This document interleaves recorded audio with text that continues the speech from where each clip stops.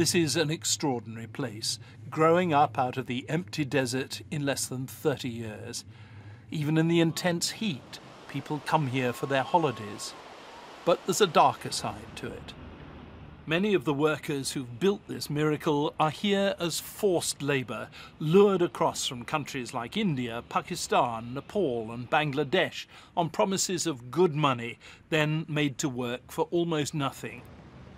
They often live in appalling conditions, as this footage which we've obtained shows.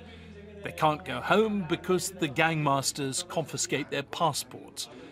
You could call it modern-day slavery. This is something the government here really doesn't want shown.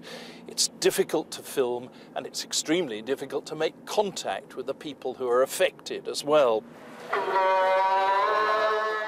We're going in search of foreign workers who are living here illegally, outlaws who've been sacked or gone on the run, living rough.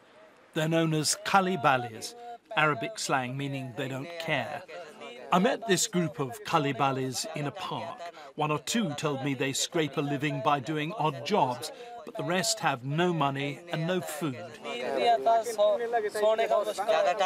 I haven't been paid for 6 months, so I can't afford to buy a ticket to go home.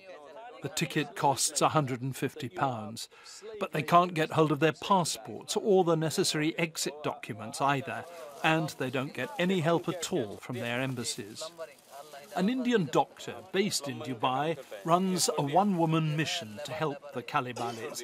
Every night she comes to places like this to hand out food. But not even she knows how many thousands of Kalibalis there are altogether.